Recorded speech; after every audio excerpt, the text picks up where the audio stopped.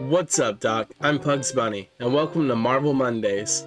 Today, we're covering the third entry of Marvel Saga, the official history of the Marvel Universe. Up to this point, we've covered the origins of the Fantastic Four and their first ever foe, the Mole Man. We saw the origin of Canada's own hero, the Guardian, the tragic start of Henry Pym's Ant-Man career, and we see what happens when the Skrull crosses the Fantastic Four during their invasion of Earth. Along with these, we see the birth of the Hulk after Bruce Banner was hit by gamma rays, the moment Peter Parker was bitten by the fated spider and gained his great powers but without learning the great responsibility lesson just yet. And we left off last week with Johnny Storm, who abandoned the Fantastic Four because of the Thing's attitude, sheltering with the derelicts of New York, where he came across Prince Namor, who was suffering from amnesia. He would take the ill prince and drop him into the ocean, quickly jogging his memory, but after seeing his home of Atlantis was destroyed, Namor would blame the humans and return to wage war with humanity. Now, the recap is over. Let's jump into the third issue of Marvel Saga, the official history of the Marvel Universe. Book 3, A Gathering of Dooms.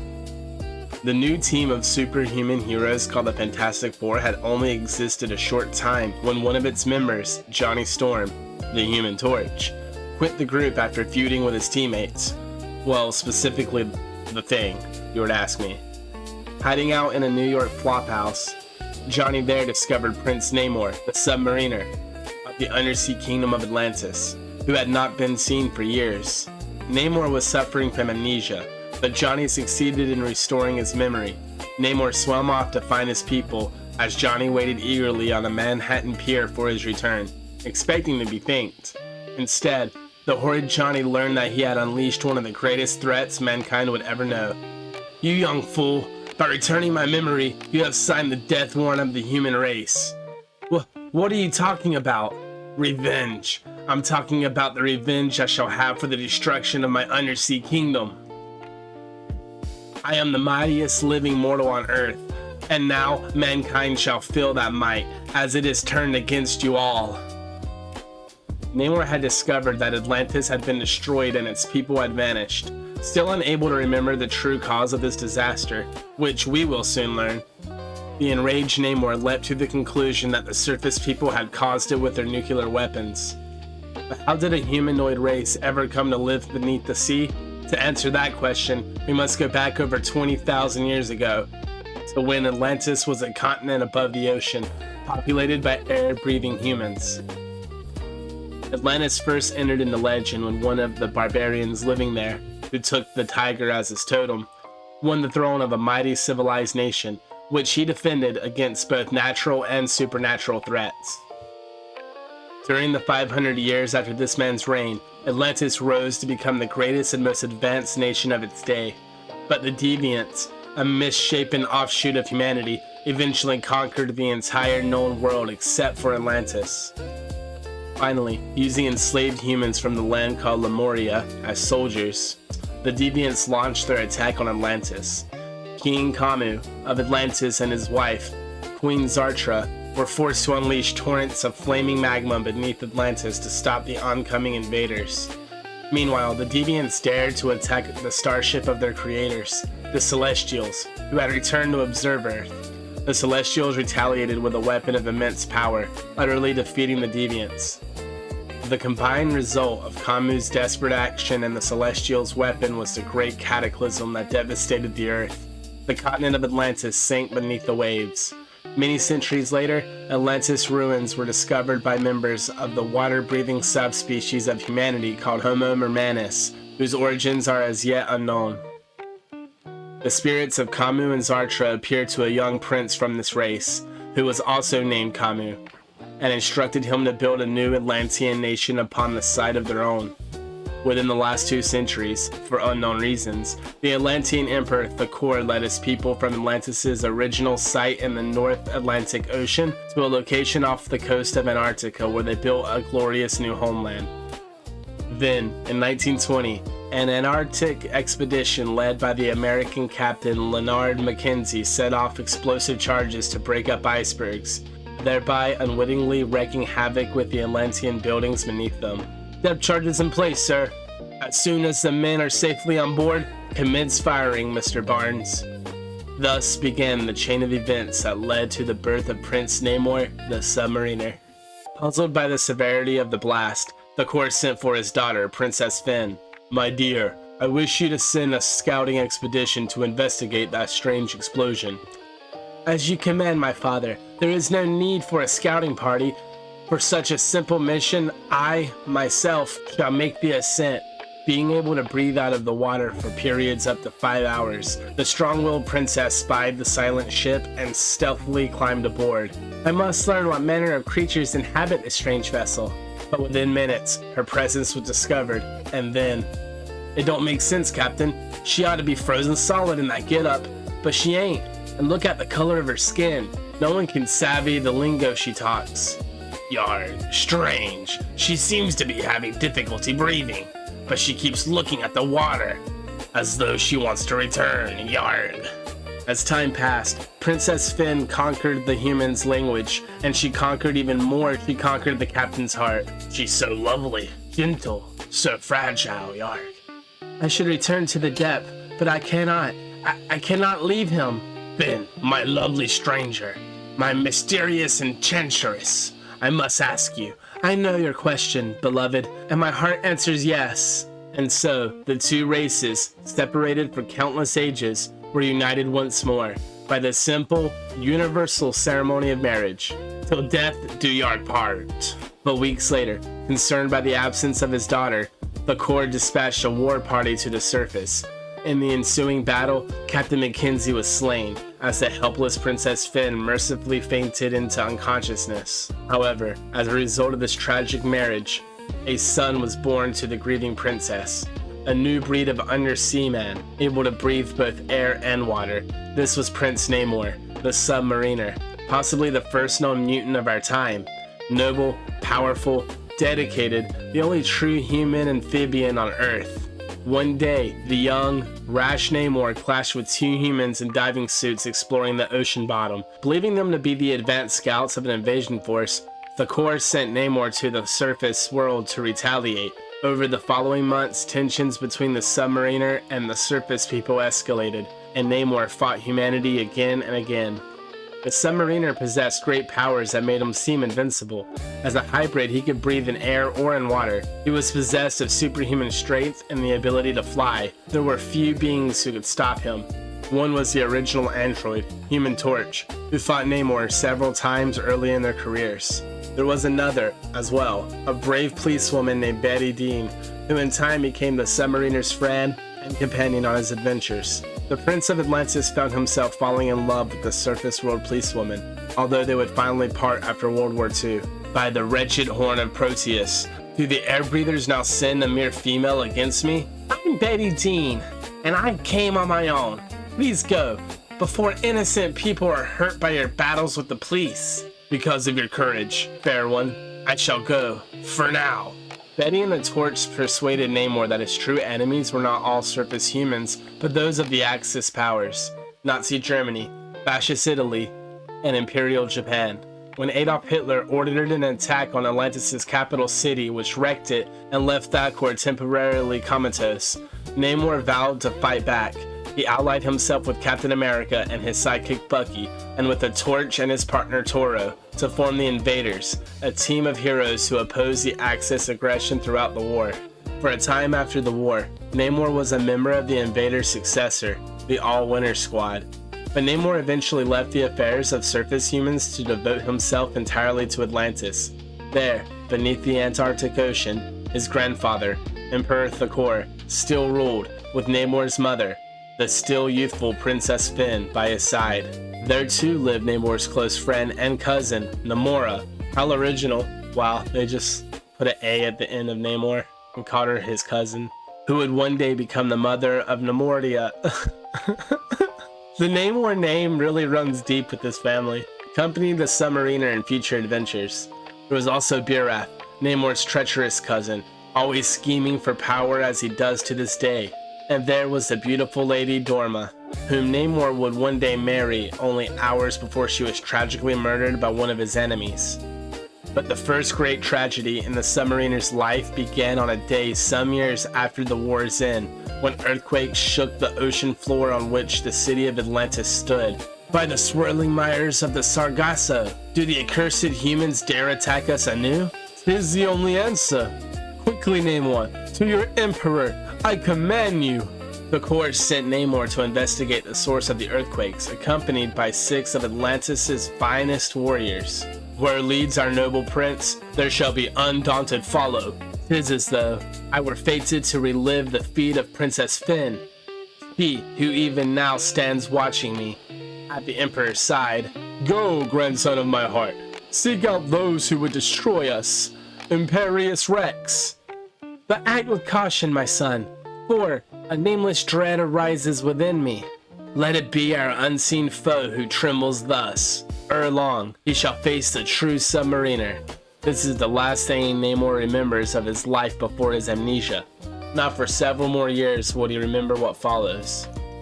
On his way to the surface, another blast killed the 6 warriors who were with Namor. The hot-tempered prince vowed to avenge their deaths. There, in you half-hidden cave, is the calculated source of the blast. Then, this attack was no mere accident. 'Tis no unsuspecting vessel with which I must deal, but a murderer most foul. There, within the cave, the submariner met the man who would be solely responsible for the destruction of Atlantis, Paul Destine, who called himself Destiny. My helmet of power did its work well, did it not?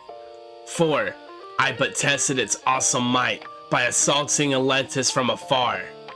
Atlantis, that sunken empire which I did locate with sheer psychic prowess. Tested, then you slaughtered my warriors, leveled much of my homeland.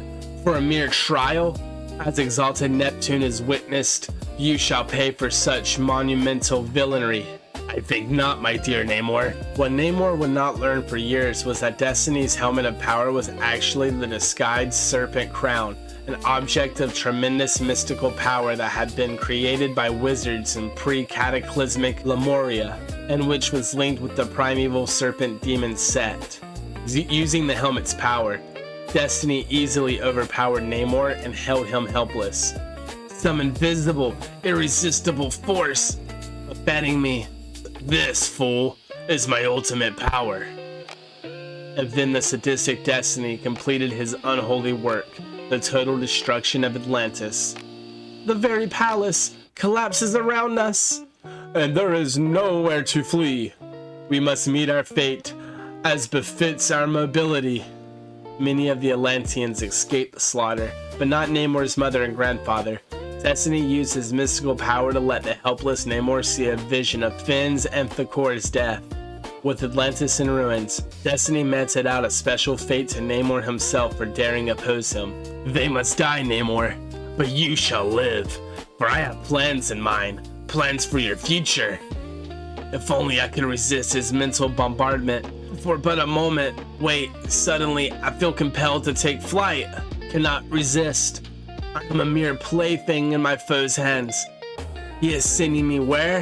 His evil work done, Destiny returned to the state of suspended animation from which he had earlier emerged. One day he would return and battle Namor in the course of an attempt to seize control of the United States.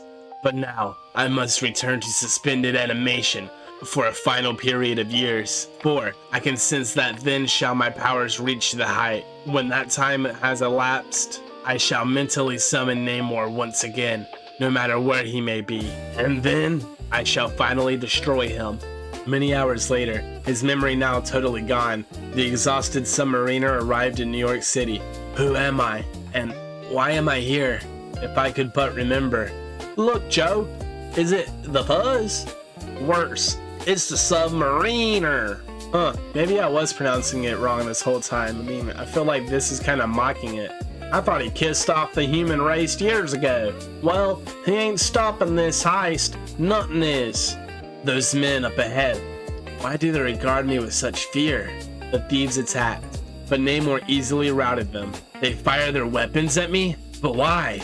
Those pop guns won't do any good. Rush them. Back, worthless rabble. Yelp! That guy ain't human.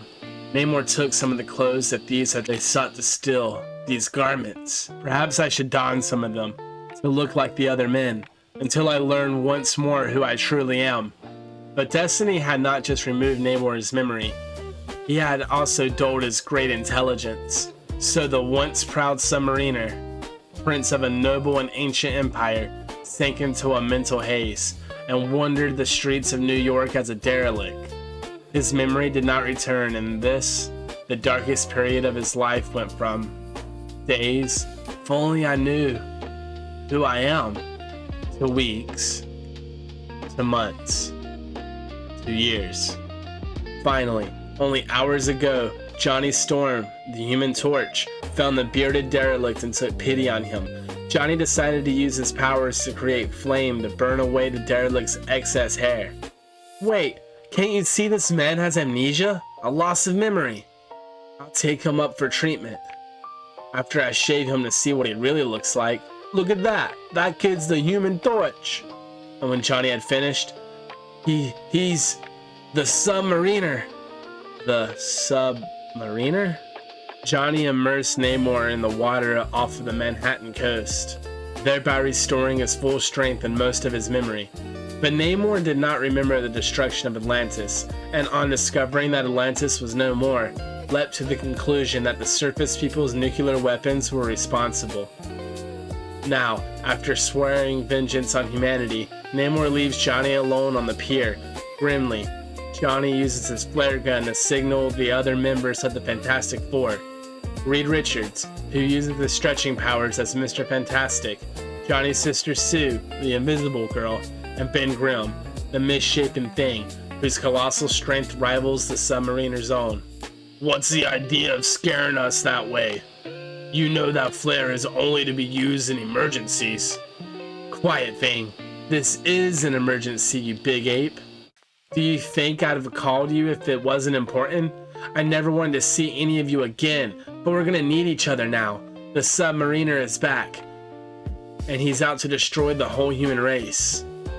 Far beneath the sea, Namor finds the means of his vengeance, the mystical horn of Proteus, with which he can command monsters of the depth whose existence humanity does not even suspect. There he is, still slumbering, as he has done for ages, the largest living thing in all of the world, the deadly Giganto. Only one thing can arouse him, this trumpet horn, which my ancestors buried here centuries ago. Giganto comes ashore at Manhattan, wreaking incredible destruction. The armed forces are unable to stop the monster. Anything that could destroy Giganto would wipe out New York City, and its terrified populace as well. Fire! It is the Thing who finds a solution. He will place an enormous bomb in Giganto's throat, and the explosion will kill the sea creature, but be contained within his own body. Oh, Thing, you can't! Relax, Sue. I'm no hero. I'll come back alive. Just watch. He's resting now. Good thing he breathes through his mouth. Well, here goes nothing. And so the Thing undertakes an incredible journey inside the body of the largest creature that ever lived on Earth, knowing that each step he takes could be his last. But luck is with Ben Grimm. Giganto does not wake up, and never will again. That does it.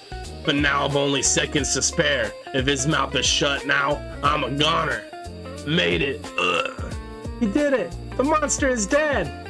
He saved the city, perhaps the world. Then Sue invisibly makes up with the Horn of Proteus, but Namor stops her, and when she regains visibility, he is more than pleased to have done so. You're the loveliest human I've ever seen. If you will be my bride, I might show mercy to the rest of your pitiful race. How can I make such a choice? But Sue has no choice to make after all, because when the other members of the Fantastic Four arrive and challenge him, Namor delivers his ultimatum. Now I have the girl, and my revenge. The next time I blow the horn, I shall unleash a horde of undersea monsters such as mankind never dreamt. Sue tries to make Namor see reason, but the Submariner is by now lost within the fantasies of vengeance. He means it. He might do it. We can't take the chance. No, Prince Namor, you mustn't. I'll do anything. I'll become your bride. One life such as mine doesn't matter, but humanity must be spared. You speak as though you were sacrificing yourself. Don't you realize what an honor I offer you? You can become the bride of the Sub-Mariner, co-ruler of Earth. The three male teammates attack Sub-Mariner together, but his strength makes him more than a match for all three of them. Back, you clods! None may strike the imperiled person of Namor the Sub-Mariner. Oh, I'm getting so tired of saying Sub-Mariner because I really feel like I'm saying it wrong. I'm positive it's Sub-Mariner right now, but I'm too far in to start calling him the Sub-Mariner. I don't know. Comment below what you think I should do. I'm gonna keep calling him Sub-Mariner. It just makes more sense to me. It just makes more sense to me. Johnny had idolized the Sub-Mariner, but now he has had more than enough of him. He flames on and soars above Namor's head. Before the Sub-Mariner realizes what the Human Torch is doing, Johnny sweeps him up in a powerful vortex of air.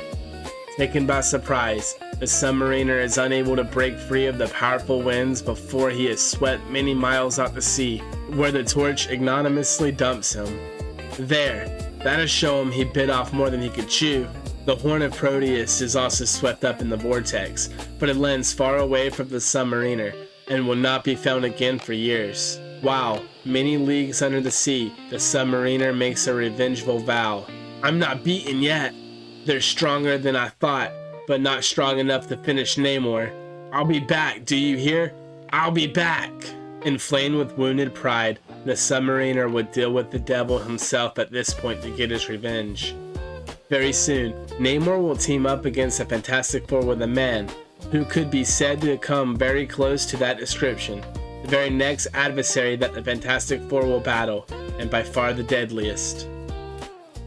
A short time later, in New Mexico, far from the scene of the Sub-Mariner's onslaught, as nuclear physicist Bruce Banner and his young confidant Rick Jones set out on an expedition of great importance to them and to the world, they run into General Thunderbolt Ross and his daughter Betty. Bruce, where are you going with all that equipment? I'll never understand what you see in a weakling like him, Betty. Off to conduct a little scientific research.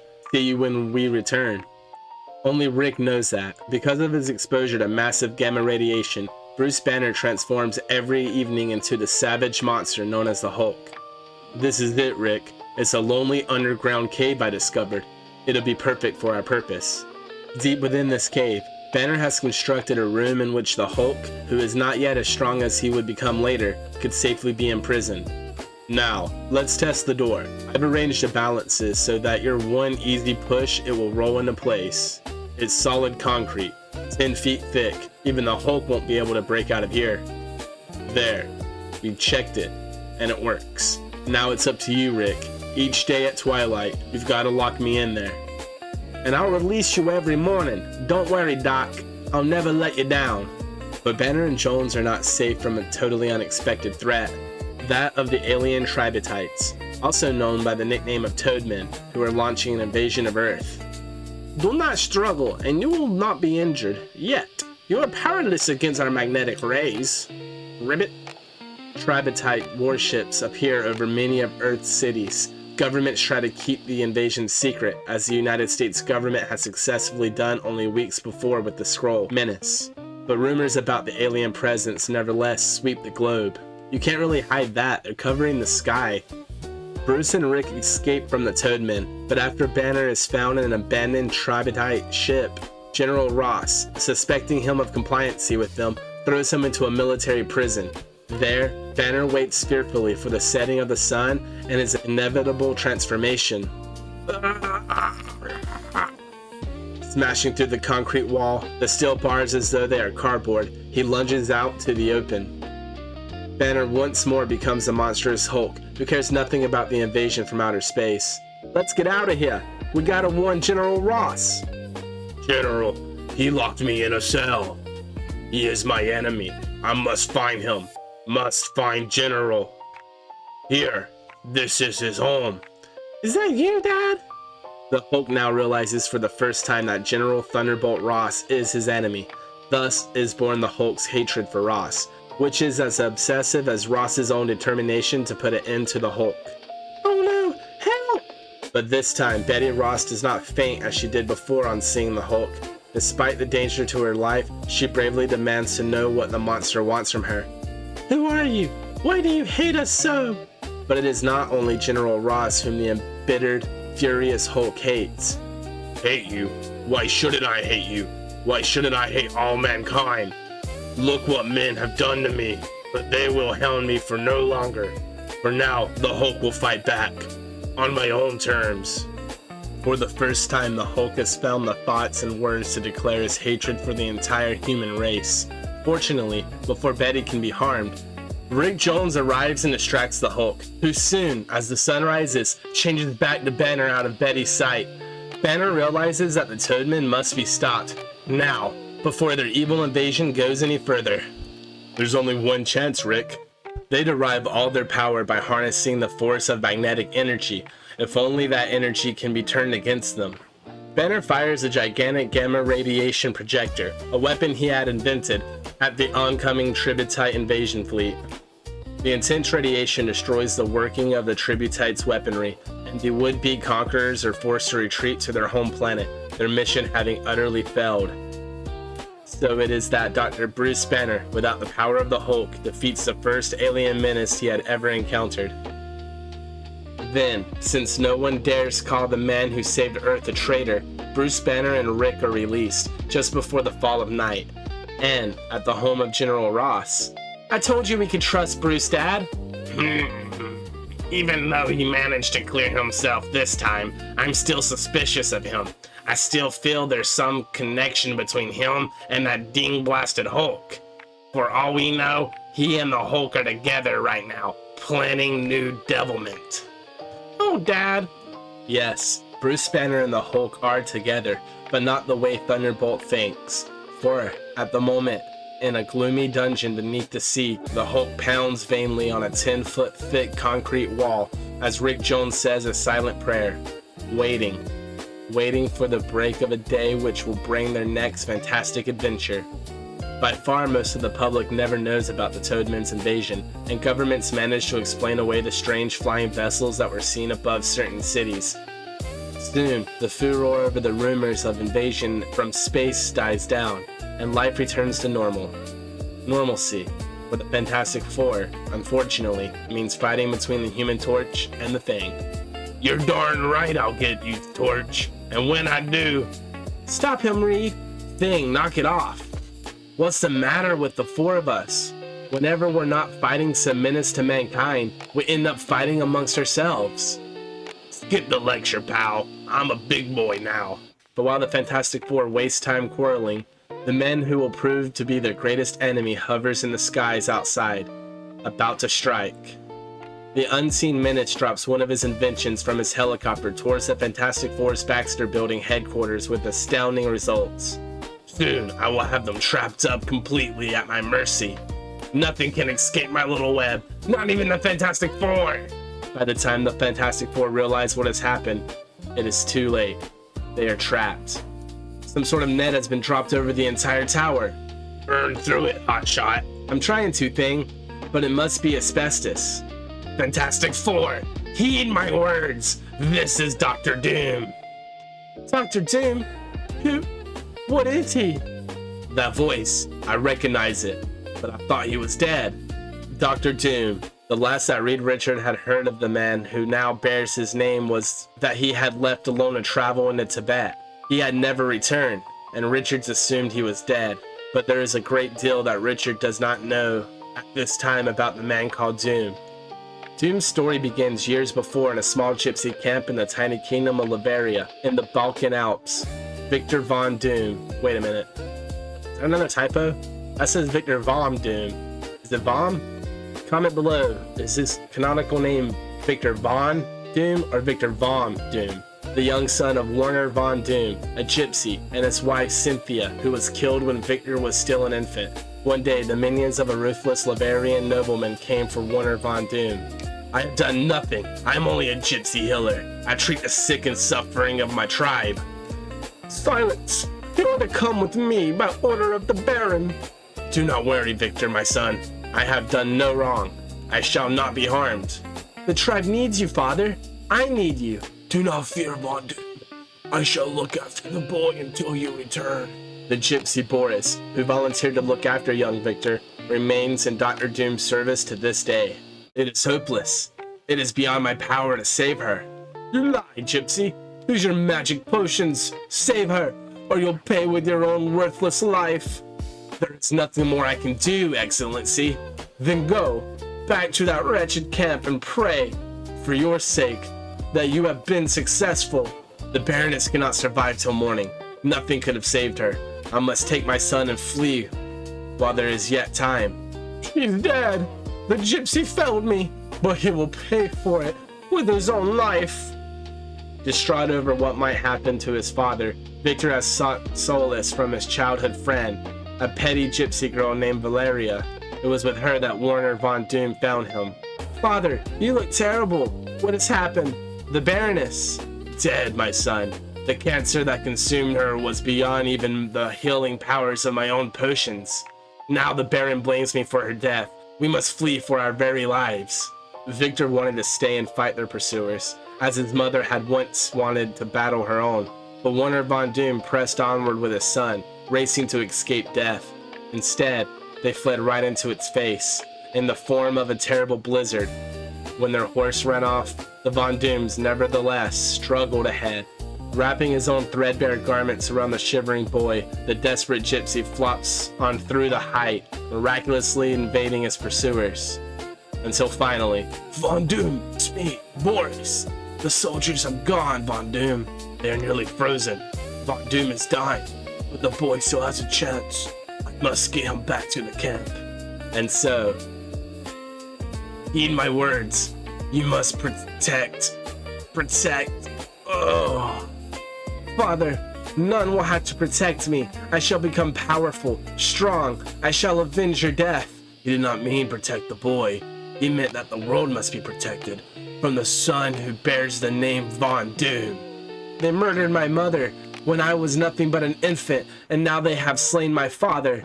They'll pay for that. All of mankind shall pay. He never told him that his mother was a mystic sorceress, and her blood runs in his own veins. I pray he never learns of his dark heritage. But Boris' hopes were in vain. The death of his father set young Victor Von Doom, oh, there it is, it was a typo, on the path he has to follow for the rest of his life, the pursuit of power and vengeance upon humanity. He would seek to master the world that had mastered his parents, and it was only a matter of time before he surmised what his mother truly was. While Valeria watched, concerned over Victor's obsession with his parents' deaths, Victor found a chest that belonged to his mother. This chest, these strange objects, they bear the name of Cynthia Von Doom, the name of my mother, yet they are artifacts of magic and sorcery. Then it is true. The whispers, the stories, quickly silenced when it was realized I might be listening. My mother was a witch. Oh, Victor, no, put down those black things. It must have been them that brought your mother to an early death.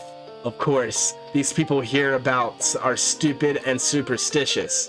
They fear us because we are gypsies. How much more they would have feared a true witch, as they shall come to fear me.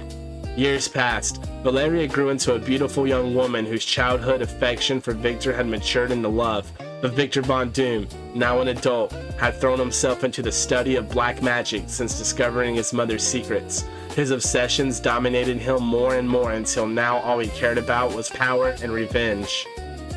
Victor, please, I beg you, for the sake of the promises we made each other as children, you must abandon this madness.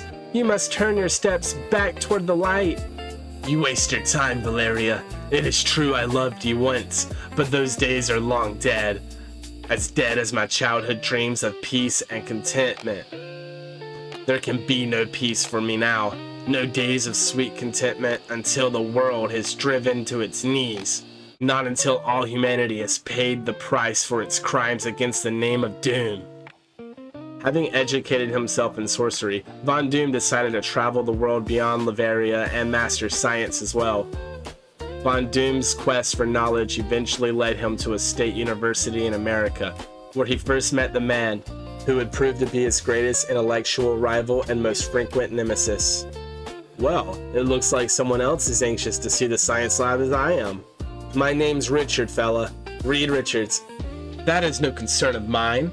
Look, I don't know why you've got this king-size chip on your shoulder, but being we're both here on science scholarships, how about us rooming together?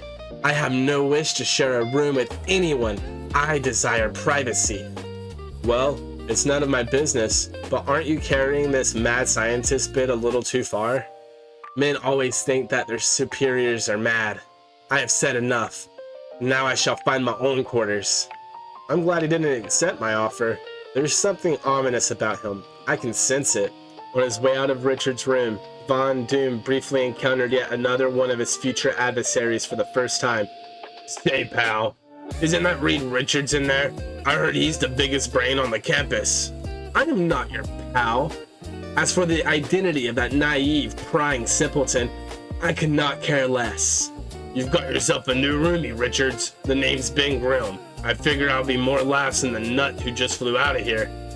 Ben Grimm, the touchdown king. Glad to have you, big fella. It was not, of course, until years later that exposure to cosmic rays would give Reed Richards the stretching powers of Mr. Fantastic and give Ben Grimm the grotesque, superhumanly strong body of the Thing. Richards and Von Doom were alike, in that each was a genius whose scientific knowledge and ability towered above that of their fellow students. In the days that followed, Victor Von Doom did succeed in finally getting a small room for himself. A room in which he carried on bizarre and dangerous experiments. My knowledge, my power, they increased with each passing day. And one lazy afternoon, Von Doom had a caller. I wonder how Happy Boy is making out. Hello? Anybody home? Wow, he's been experimenting with matter transmission and dimensional warps. This is pretty far out stuff. Oh, there you are. Listen, fella, you'd better be double checking some of these equations. You're off a few decimals in some places, and that could mean give me that. Now get out. Did you hear me? Get out. If he ever comes snooping again, he'll live to regret it. I fixed up your gadget the way you told me to, but I still don't like it, Von Doom. The notes that Richard found related to Doom's most personal project yet, an attempt through scientific means to contact the spirit of the mother he had never known. The facility staff ever learns that you're conducting forbidden experiments, trying to contact the netherworld, silence. Just do as you're told. Throw the switch. But the gypsy genius had made the mistake of underestimating Reed Richards, for Reed had been right. Von Doom's equations were a few decimals off, and so... What was that? It came from Von Doom's dormitory room. His helper miraculously escaped with minor injuries. As for Victor Von Doom, he was hospitalized with facial disfigurement. Von Doom, I'm expelling you from this school before you cause greater harm to yourself or to us. There is nothing more you can teach me anyway. When he was alone, Von Doom was overcome with a desperate curiosity. How badly was he disfigured by the explosion? Not badly. He gets like a scar? That's what he's so pissed off about? Another man would have been relieved that he had been scarred so little, but Von Doom was a man who believed he had to be perfect. To his mind, his face had absolutely been destroyed, and he could not bear the sight of it. Okay, cool. It plays into Von Doom's personality really well. In his world, he has to be perfect, so... No! I'm ugly! Ugly! What have I done to myself? What have I done? My face is too horrible. No other eyes must gaze upon it. I'll hide from the sight of mankind, somewhere, somehow. And so he left. He took himself to the remote vastness of Tibet, seeking forbidden secrets of black magic and sorcery. Finally, he was taken in by a mysterious order of monks who had dwelled in a lost mountain cave for centuries. And there he stayed, month after month, learning their ancient secrets and lore until the day came when they addressed him as, Master, all is in readiness for you. And then it began. Using the mouth of the gigantic idol as a makeshift blast furnace, the tragic, ill-starred gypsy began to forge what was soon to be the most dreaded costume on the face of the earth. More heat! Fire the furnace! Do you hear me? I must have more heat! Eventually, the task was completed. Let us know if it pains you, Master. Pain? That is for lesser men. What can pain mean to Victor Von Doom? Now, it is time for the mask. But Master, It is not completely cooled yet. Say no more, my brother. It will tolerate no further delay. Such a man cannot wait as others can. Now wrapped up in his own fantasies of power, impatient to assume his new role in the world, Von Doom blinded himself to the fact that the heated mask would harm his face far worse than the explosion had. Never again will mortal eyes gain upon the hideous countenance of Victor Von Doom. Now for this moment, from this moment on, there is no Victor Von Doom. He was vanished, along with the handsome face he once possessed. In his place is now Dr. Doom! The mask burned into Von Doom's unprotected skin. In agony, Von Doom fled outside the cavern to extinguish his pain in the cooling snow outside, even though pain is for lesser men. Now Von Doom's face must truly have been the horror he claimed it to be, but at this moment, he did not seem to care. He was Dr. Doom now, a man who considered himself above human weakness, a man who was determined to rule the world. Master, your face, are you? Silence! No man may question Doom for any reason. Fetch the rest of my garments. The time has come for me to leave, at last, this lost plateau. The time has come for me to assume my rightful place in this world, as its absolute master. All I can think of is that gif where he's like laughing. Dr. Doom left Tibet and returned to his homeland of Liberia, and seized the throne for himself. Then he was ready to begin implementing his plans of world conquest. Who better, he thought, to use as a pawn than the men who had antagonized him long before, Reed Richards.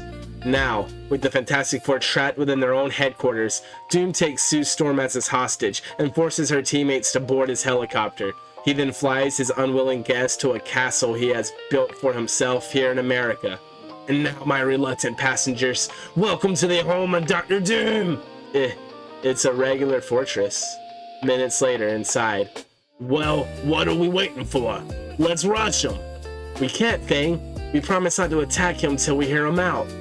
You are wise to restrain yourselves. At last, Dr. Doom tells the Fantastic Four what it is that he wants from them.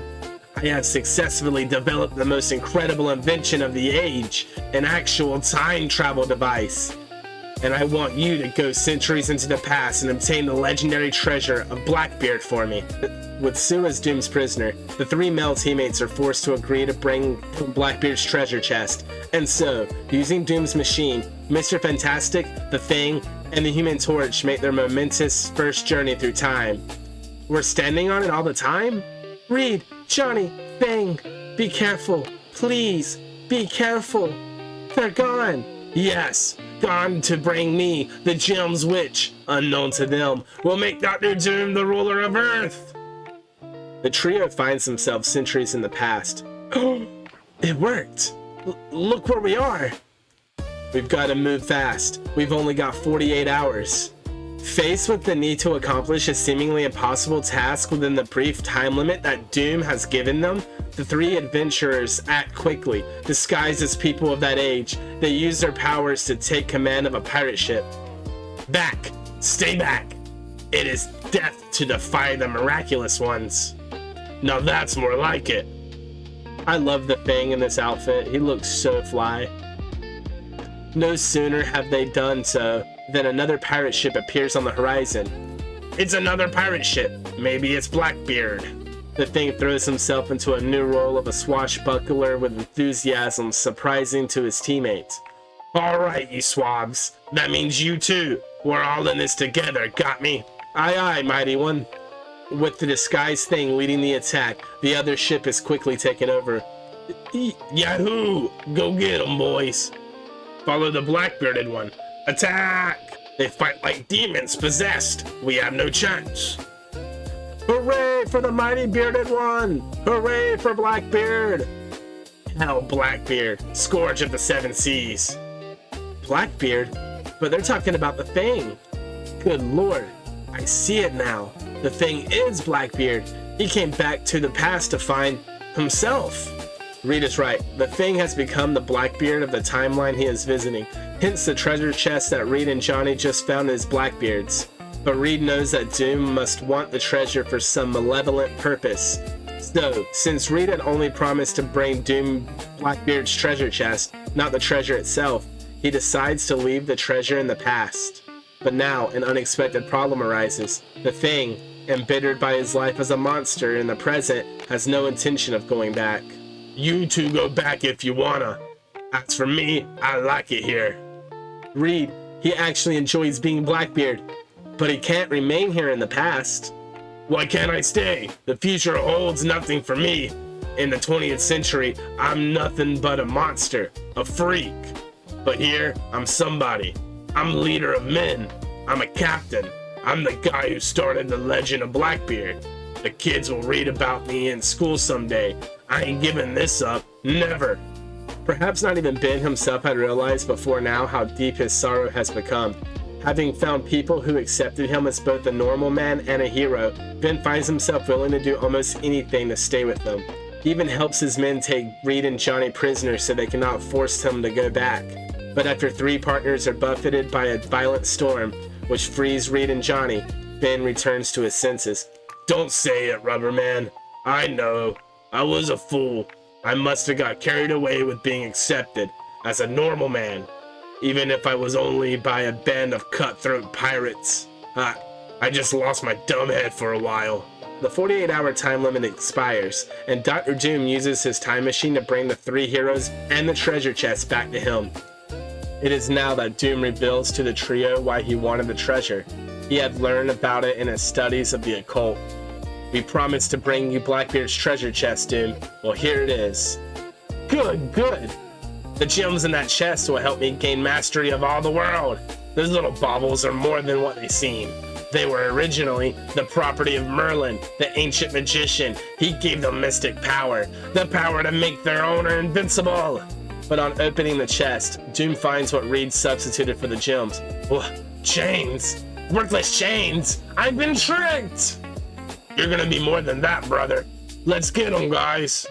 Oh, you think you can defeat Dr. Doom so easily? Yeah, just watch me. Hey, it is nothing but a robot. For the first time, the Fantastic Four has encountered one of Dr. Doom's virtually ubiquitous robot doubles, which Doom had used while he watched their return from elsewhere in the castle. Sue manages to escape Doom's captivity, and Doom himself flees, no longer having anything to gain in confronting the Fantastic Four at the present moment. I have been cheated out of the magic gems of Merlin, but I shall escape to find a new hidden site where I can plan for my own conquest of Earth.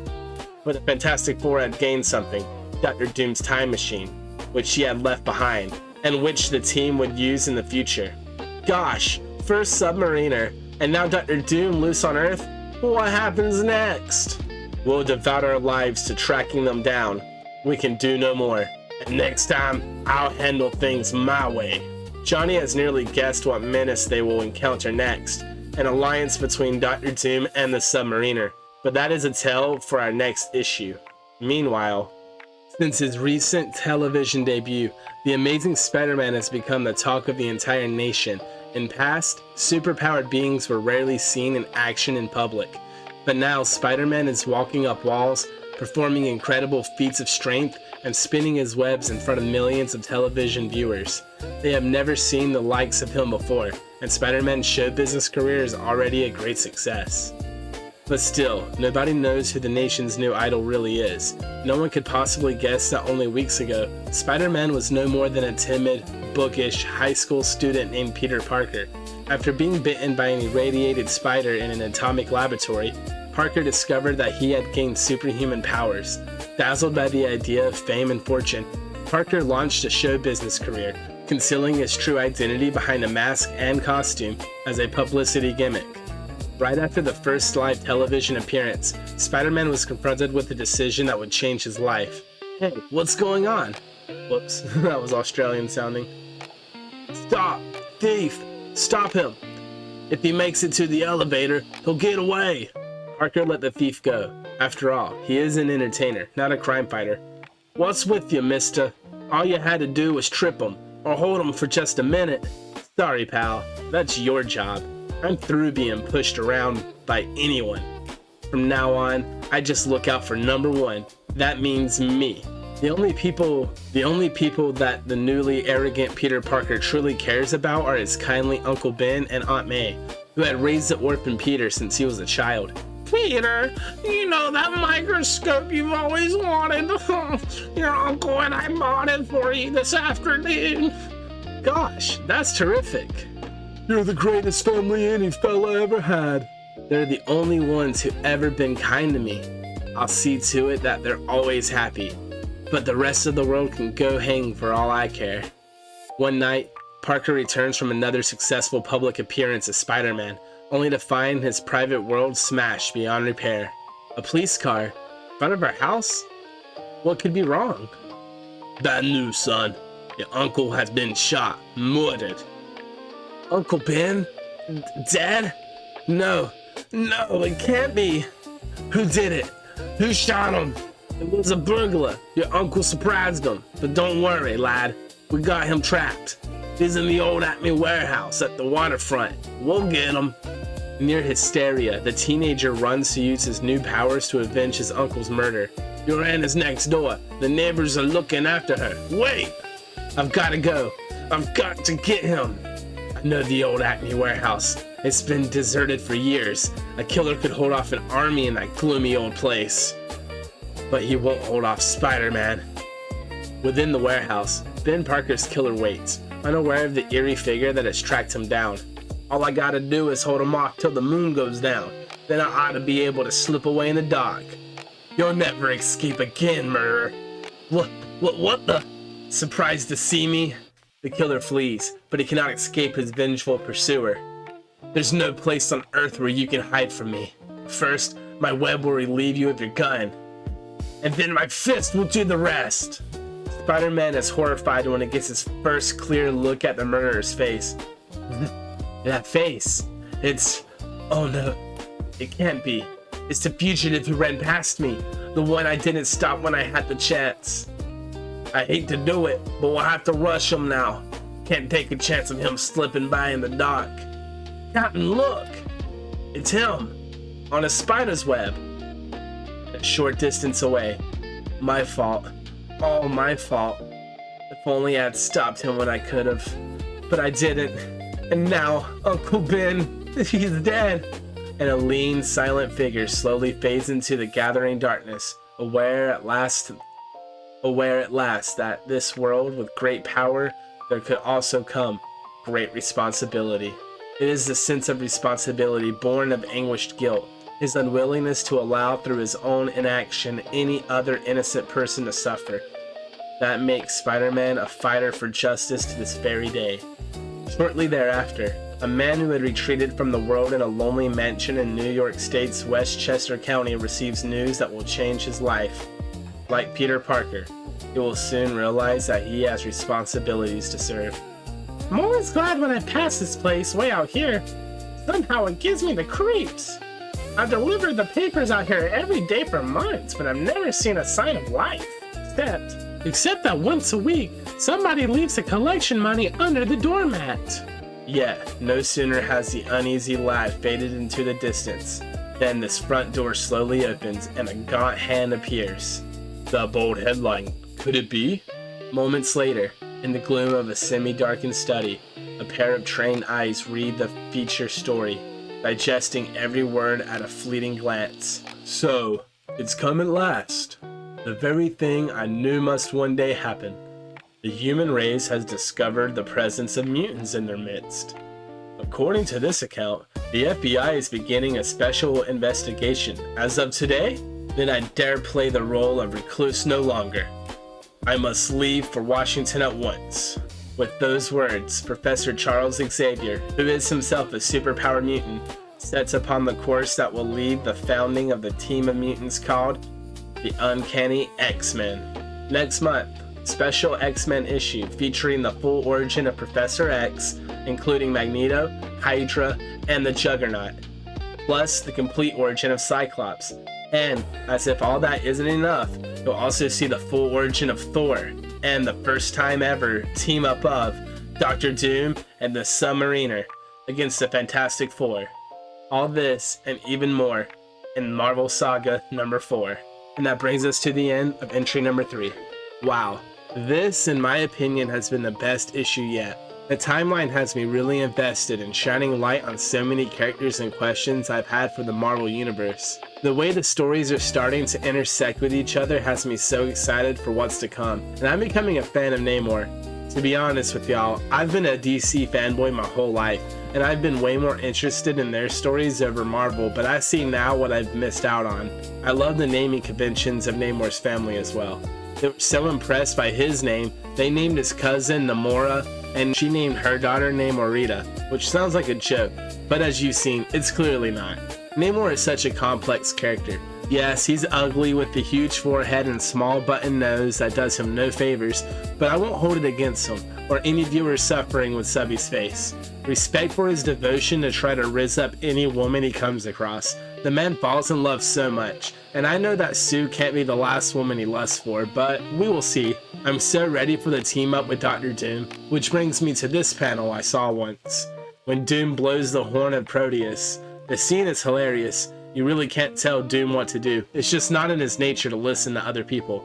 Side note, I know I pronounce the horn's name differently throughout, but one way to look at it is like I was right at least once, or I was wrong several times.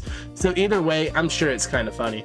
One thing to add is if Victor would have just listened to Reed one time, especially with the decimals, he could have potentially took over the world, and the Fantastic Four never would have got their powers, because I'm sure Victor would have aimed to ruin Reed's life, especially the work he was doing to build that rocket. And his foster dad Boris, assuming Victor's dad was trying to warn Victor to protect the world from himself, was a bit of a stretch, right? Maybe not, since Boris knew that Victor's mom was a witch, but I didn't think Victor showed any signs of being unhinged until his father's passing, really. Also, the scene of him being expelled is hilarious to me. His whole face is wrapped, and he isn't even looking in the direction of the dean of the school, which is right up Doom's alley, honestly. But it makes me imagine a scenario, right? If you've ever seen that Metallic music video for the song One, it's like the soldier being dishonorably discharged from the army by his superiors, after being blown up by a bomb, losing all his senses, plus his arms and legs. Check out that video, by the way. It's a great song, and it's a great message about war. To add to that, Doom also had a pet tiger, seen here. Do you think it died when this normal fortress was destroyed? Its time machine survived, so maybe a tiger could too? The last thing I want to share is the lesson of great power comes great responsibility being something Peter comes to the conclusion of himself, rather than being Uncle Ben's quote, which is what I'm used to seeing. I was born in the late 90s, so my first exposure to Peter Parker in general was Sam Raimi's Spider-Man, which embedded that being the lesson Uncle Ben passed to Peter before passing away. Still don't understand why his aunt and uncle are in their late 80s and he's still in high school, but who cares? It's great. That's all I have to say about the third issue. I'm really hyped for next Monday. The X-Men showing up and Cyclops' origin. I'm just so excited. But be sure to tune in to Marvel Mondays so we can enjoy Marvel's official history together. Thanks to Benjamin Kellogg for all the love and support. This guy has been commenting and watching every video I put out, even the ones under 100 views, which mean the world. Also, thanks to Zenith Height and Joseph DeLusa for these lovely comments. Viewers like y'all make this hobby worth doing and push me to make more content. Be sure to love and sub. That's all, folks.